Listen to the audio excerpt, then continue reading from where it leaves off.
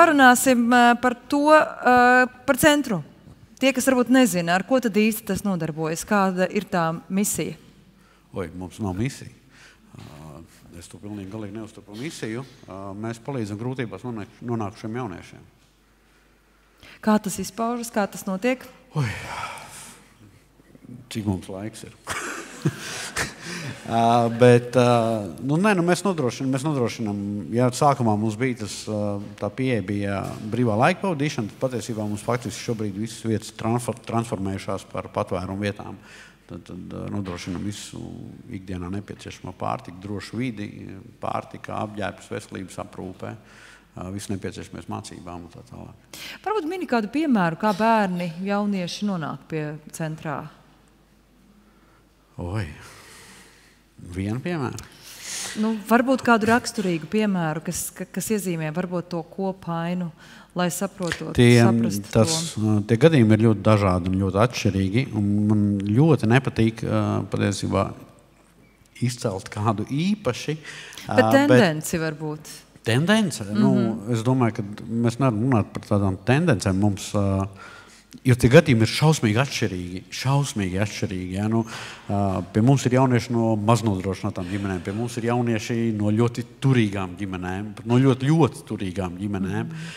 Mums ir jaunieši ar atkarībām, mums ir jaunieši bez atkarībām. Ja? Tās situācijas ir ļoti, ļoti dažādas, un tās palīdzības formas arī ir ļoti atšķirīgas un ļoti dažādas. Es ļoti bieži esmu to teicis, ka mums ir kaut kādi gadījumi, kuri kaut kādā ziņā ir ļoti līdzīgi, bet tādā pašā laikā neviens no šiem gadījumiem nav izdevies atrisināt ar vienu to pašu pieeju.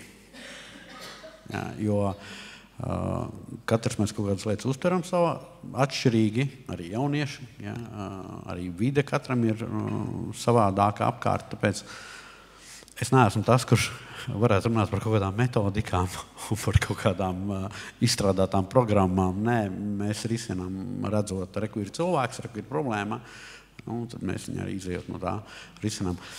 Ja man jāizceļ viens gadījums, es noteikti varu pateikt to, pieminēt to gadījumu, bet tie to noteikti ir ļoti daudz dzirdējuši, dēļ kura mēs sākām veidot patvērumu vietas.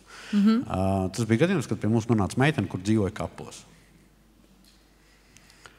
Ja, tad meitene nonāca pie mums patiesībā tādu fiziskās veselības stāvokli un arī mentālās veselības stāvokli, kad viņai bija pazudis ēšanas instinkts.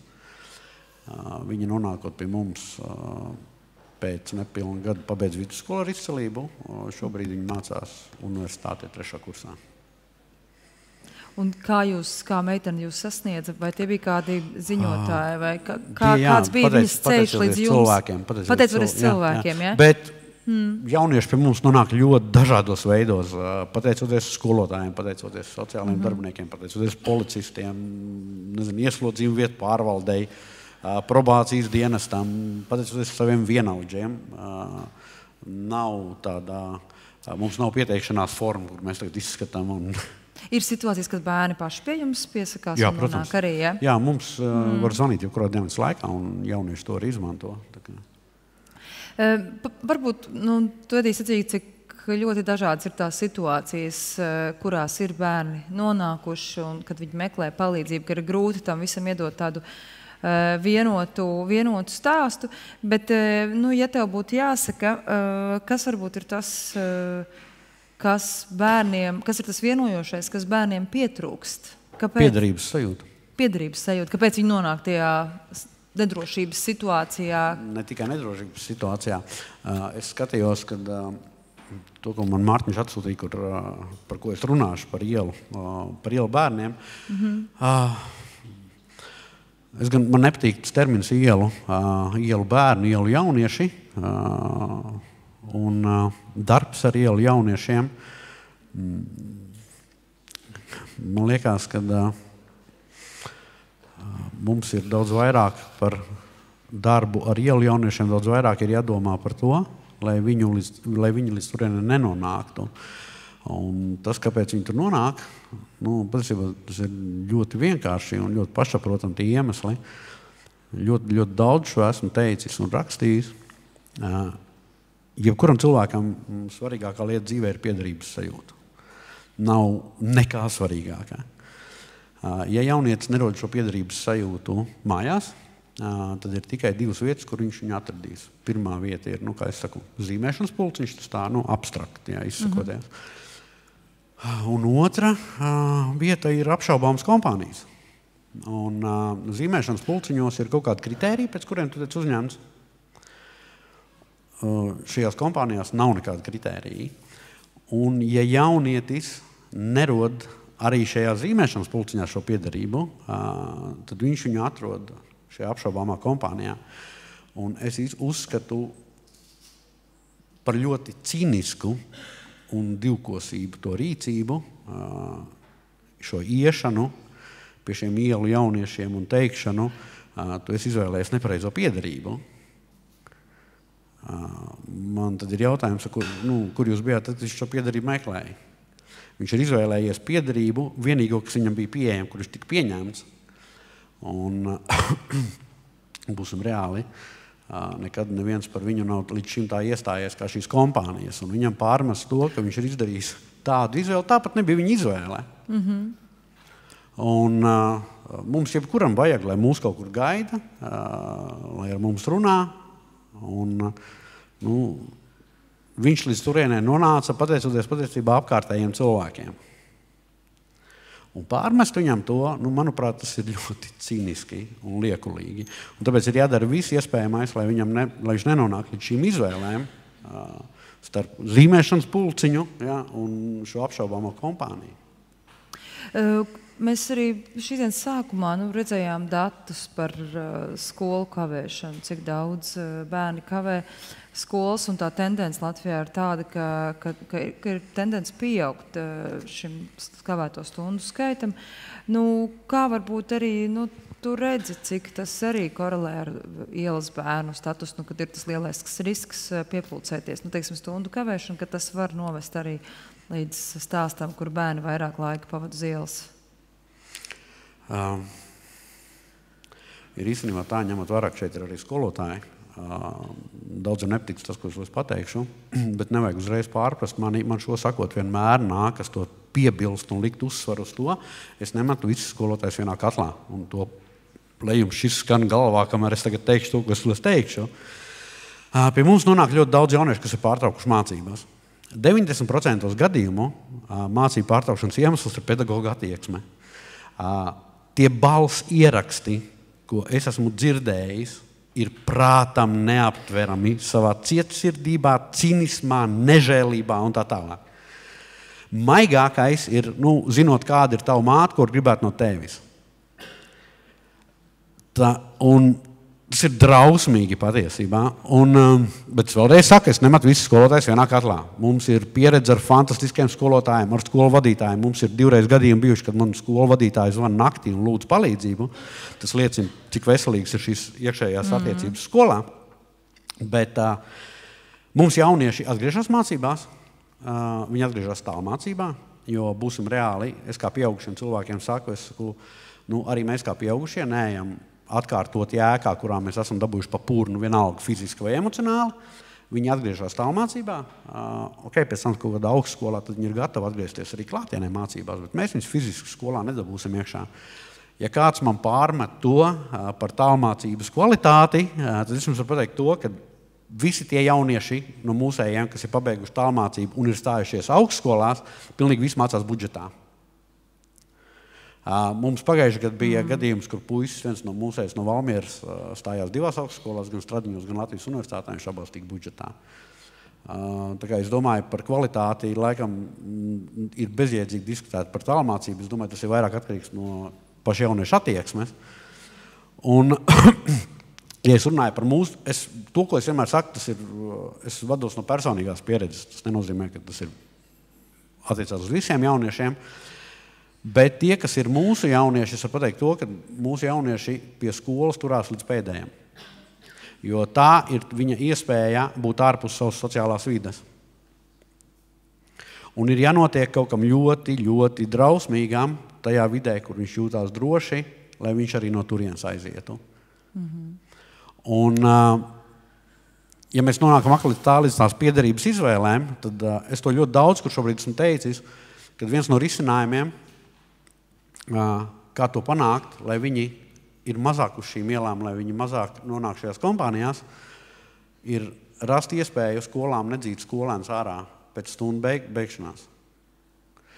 Pilnīgi katru rudeni, mums pieaugušiem var šķist, reizēm tie iemesli smieklīgi, kāpēc viņi neiet mājās, kāpēc viņi negrib iet mājās, katram tie ir kaut kādi savi iemesli, bet viņa skatījumā tie ir nopietni iemesli, ja reiz viņš neiet mājās, bet vazājās pa augstām ielām ziemā. Pilnīgi katru rudeni, tad, kad sākās augstie mēneši sociālos tīklos, bez izņēmuma katru rudeni ir kāds uzņēmējs, kāds kafejnīcas īpašnieks, kurš ieraksta bez jārā tie sīkie, viņi atnāk, paņem vienu tēju un sēž 4 stundas. Mēs viņam arī neko nevaram pārmest. Viņš grib, lai tur veči nāk un visīt kapā, nevis tur skolēni sēž un teidzer. Bet viņam nav kur iet, un nē, te nav stāsts par to, ka ir jārada kaut kādi, jauniešu centri vai kas, jārada kaut kādas, tur jaunas struktūras un tā tālāk. Nē, skolas. Un kāpēc es to tādu pārliecību saku? Mūzikas un mākslas skolām ir šī iespēja, viņi nedzen ārā. Mēs darbojamies 6 gadus, mums 6 gadu laikā no mūzikas un mākslas skolām ir 3 jaunieši. Tas ir nopietnas rādītājs, lai par to. Un tās nav milzu izmaksas.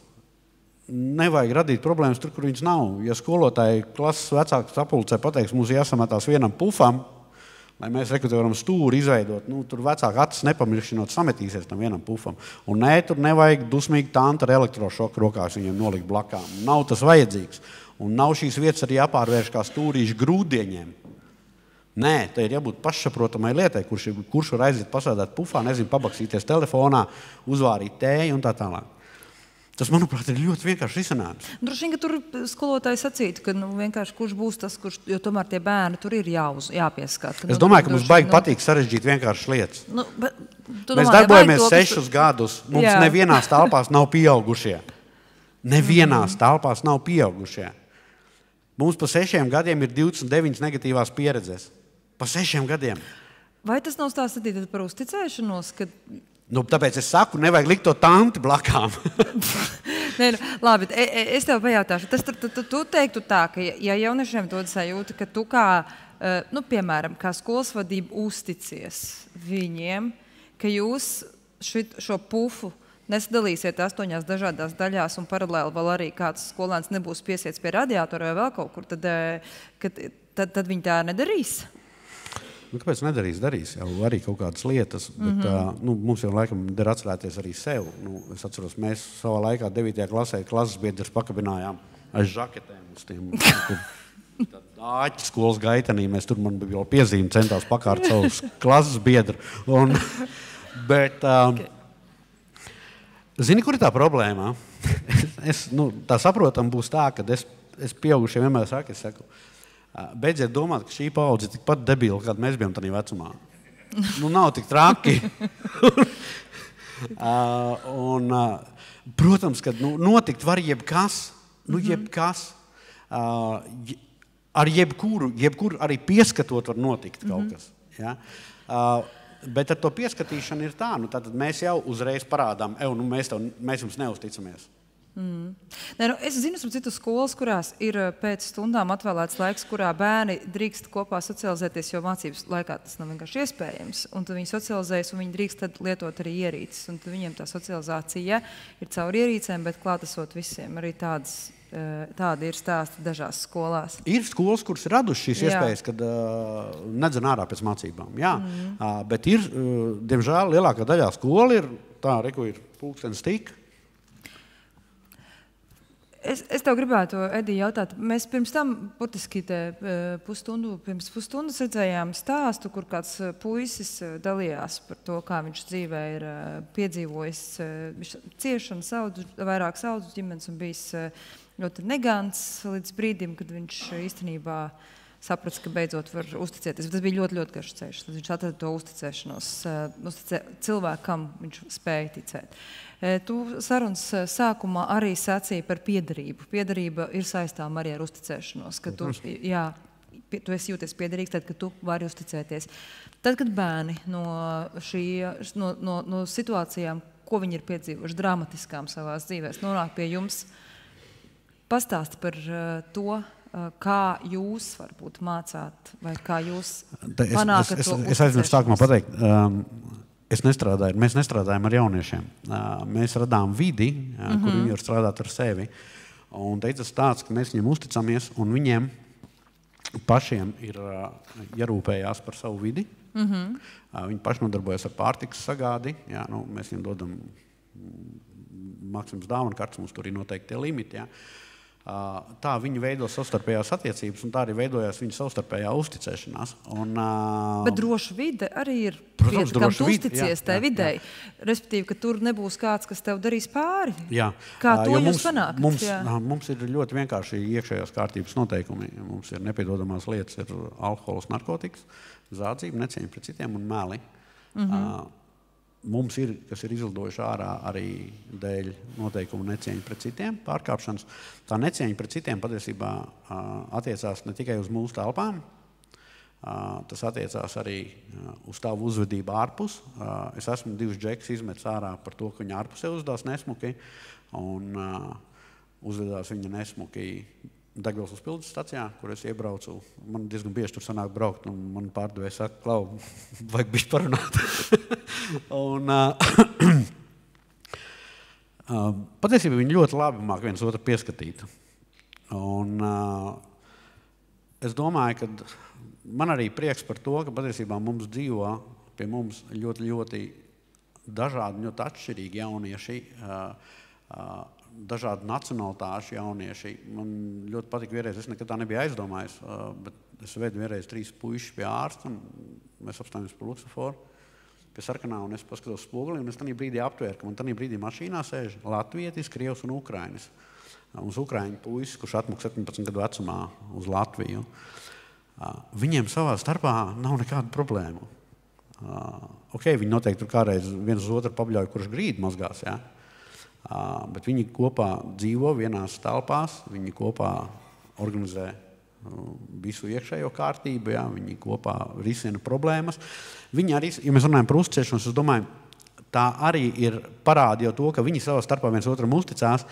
Ja viņi viens otram saka, piemēram, Klau, man vajadzētu to, man vajadzētu pie kaut kādā ārsta, man vajadzētu, tā līdz manīm nonāk šī informācija. Jā. Parasti cilvēki par tādām lietām, ja viņi savstarpēji neuzticās, viņi šādas lietas neapspriež. Manuprāt. Jā, bet pēc noklusējuma, protams, ka viņi neuzticās vispār nevienam. Un es domāju, bet es esmu pārliecināts arī par to, ka viņiem ir pārsteigums, ka uzticās viņiem. Jo patiesībā tas ir redzams viņu sejas izteiksmēs tādā momentā, kad viņi pie mums nonāk, viņi tiek ievest iekšā, un viņam pasaka, ka viņš rekrutē tas, un viņš bolās apkārt, viņš vai tā neviena pieaugušā nav. Jā, Mums ir vietas, kur es varu ilgstoši neierasties. Es šorīt biju, es 4 dienas esmu Liepājās, tikai šorīt aizbraucu, mums karostā ir patvērumu vietas, iebraucu. Es saku, jūs kaut ko vajag no manīm? Nē. Es saku, jums dāvana kartes nevajag pārtikai? Nē, mēs nopelnām ar kaut ko. Okay. Edīna, šeit ir tiešām daudz pedagogu, vecāku, kur tagad būs dusmīgi uz mani, bet okay. Es gribētu, lai tu varbūt arī tādus ceļavārdus no savas puses dod. Ziniet ko, es laikam pateikšu to, ko es ļoti bieži saku kā atbildi tam, kad es saku, bet vēlreiz nepārprotiet mani, es zinu ļoti daudz fantastisku skolotājus, bet ir ļoti skumji, ka mēs saskaramies ļoti, ļoti bieži ar šo vienaldzību skolās un izlikšanos par problēmu neredzēšanu. Tad pie mums nonāk jaunieši ar ļoti, ļoti sabeigtām veselībām un ar tādām lietām, ko fiziski ir neiespējami nepamanīt. Ja pie mums nonāk meitene, kurai mūsu jaunieši pēc stundas, jau ka viņi pie mums pamana to, ka kaut kas nav redzi, un mēs aizdam meiteni pie acārstā, un acārsts pasaka viņai mīnus 4,75. Mīnus 4,75 ir šitā te telefona klāt uz lielāko, ja? Un optometrists viņai prasa, cik tā bērni ilgi no brilles. Un viņa saka, man nekad nav bijušas brilles. Man nekad neviens neiestāstīs to, ka skolā to neredz. Skolā to redz. Man nekad neviens neiestāstīs to, ka skolā neredz, ka puisis veselu mācību gadu nāk uz skolu ar botām, kurām zoles, abām divām turās klāt, tikai tāpēc, ka ir pietīts ar skoču, Jā, vienīgais, kas mainās viņa apavos, ir skoča krāsa. Man nekad neviens neiestāstīs, ka to pamana. Bet, diemžēl, tas princips ir tas krāju. Būsim reāli. Un es, tad, kad šo pārmetu, tad man parasti pretī skan tās, bet skolām nav resursu. Un tad man pretī ir jautājums. Parādiet man kaut vienu skolotāju, kuram nav mobilais telefons. Kaut vienu. Nav tādu skolotāju, kuram nav mobilais telefons. Mobilais telefons ir sasodīti labs resurs, ar kuru var piezvanīt tiem, kuriem ir resursi, palīdzēt ar praktiskām lietām. Ļoti vienkārši. Un pie mums nonāk ļoti daudz jauniešu tieši pateicoties skolotājiem.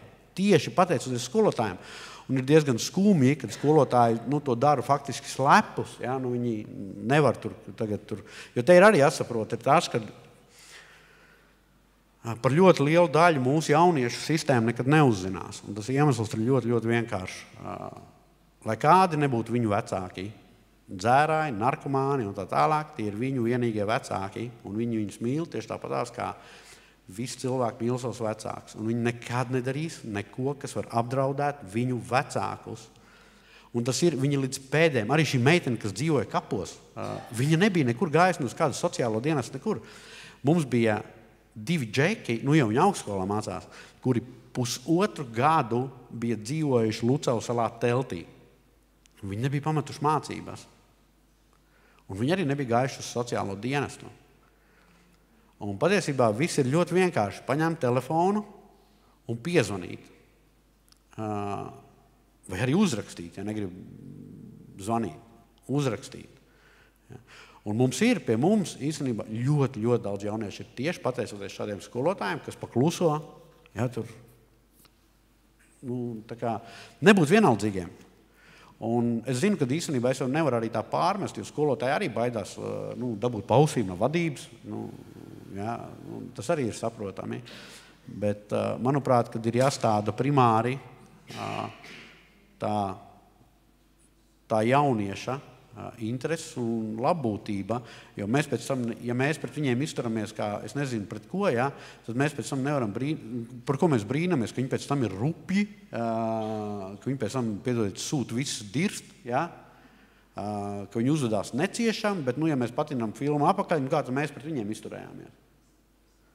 Ja, mēs patiesībā dabūnām apakaļ tieši to pašu, kā mēs pret viņiem izturējāmies. Kaut kā tā. Paldies, Edij. Paldies Edijam par stāstu un spēku tev arī darboties tālāk.